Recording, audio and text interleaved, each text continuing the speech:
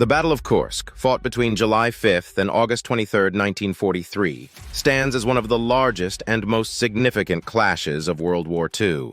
It was a pivotal confrontation between the German Wehrmacht and the Soviet Red Army on the Eastern Front, centered around the Kursk salient in western Russia. The battle is renowned for its massive tank engagements and marked a decisive turning point in the war, favoring the Soviet Union. The strategic importance of Kursk was immense for both sides. Following the catastrophic German defeat at Stalingrad, Hitler sought to regain the initiative by launching Operation Citadel, aimed at encircling and destroying significant Soviet forces within the Kursk salient.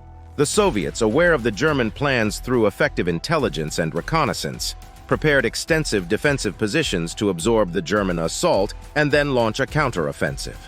Operation Citadel began with a ferocious German assault involving over 780,000 troops, 2,700 tanks, and 2,000 aircraft. The northern prong of the German attack, led by General Walter Model's Ninth Army, faced stiff resistance from the well-entrenched Soviet Central Front under General Konstantin Rokossovsky. In the south, General Hermann Hoth's 4th Panzer Army encountered fierce opposition from the Soviet Voronezh Front commanded by General Nikolai Vatutin. One of the most notable aspects of the Battle of Kursk was the sheer scale and intensity of the tank battles. The clash at Prokhorovka on July 12th is often highlighted as one of the largest tank battles in history. It saw the deployment of hundreds of tanks on both sides, with Soviet T-34s and KV-1s facing off against German Panthers, Tigers, and Panzer IVs. Despite heavy losses, the Soviet forces managed to halt the German advance, preventing a breakthrough.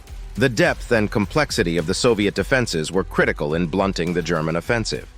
The Soviets had constructed multiple defensive lines, incorporating minefields, anti-tank ditches, and fortified positions. These defenses effectively absorbed the initial German onslaught, allowing Soviet reserves to counterattack at critical moments.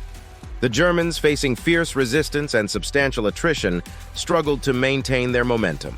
The air war over Kursk was equally intense, with both sides deploying large numbers of aircraft.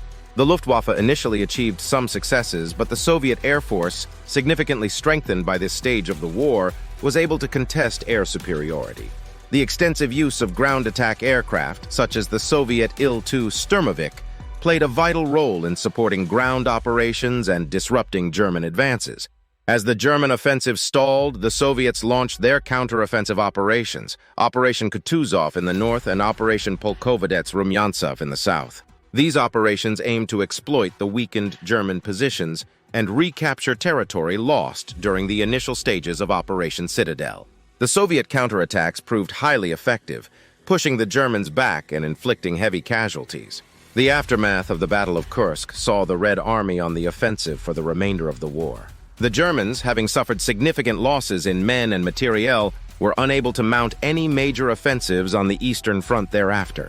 This shift in momentum allowed the Soviets to liberate occupied territories and advance steadily towards Berlin in the following years. The Battle of Kursk is often cited as a testament to the effectiveness of Soviet strategic planning and the resilience of their forces. The ability of the Soviet High Command to anticipate and prepare for the German attack played a crucial role in their success. Additionally, the integration of intelligence, logistics, and operational planning showcased the growing competence of the Soviet military leadership. The human cost of the Battle of Kursk was immense, with both sides suffering heavy casualties. Estimates suggest that the Germans lost around 200,000 men, while Soviet casualties were significantly higher, reflecting the brutal and attritional nature of the fighting. The battle also saw the destruction of thousands of tanks and aircraft, underscoring the scale and intensity of the conflict.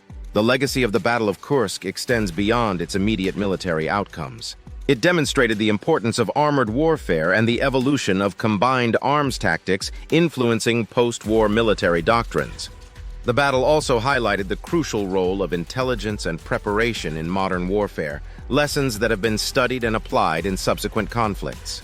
In the broader context of World War II, the Battle of Kursk reinforced the notion that the Eastern Front was the decisive theater of the war. The massive engagements and high stakes of the battles fought there were pivotal in determining the outcome of the conflict. Kursk, in particular, underscored the shifting balance of power, with the Soviet Union emerging as a dominant force. The Battle of Kursk has been the subject of extensive historical analysis and debate. Historians have examined various aspects of the battle, from the tactical and operational decisions made by the commanders to the experiences of the soldiers on the ground. This scholarship has enriched our understanding of the complexities and dynamics of World War II's Eastern Front. The personal stories of those who fought at Kursk also provide valuable insights into the human dimension of the battle.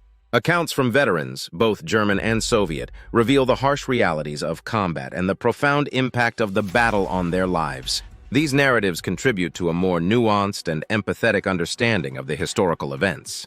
Commemorations of the Battle of Kursk continue to this day, particularly in Russia, where it is celebrated as a symbol of Soviet resilience and victory. Monuments, museums, and annual ceremonies honor the sacrifices of those who fought and highlight the battle's significance in the broader narrative of the Great Patriotic War, as World War II is known in Russia. Overall, the Battle of Kursk stands as a defining moment in World War II, marking the transition from German dominance on the Eastern Front to the sustained Soviet offensives that would eventually lead to the fall of Berlin. Its legacy endures as a testament to the strategic, operational, and human dimensions of one of history's greatest military clashes.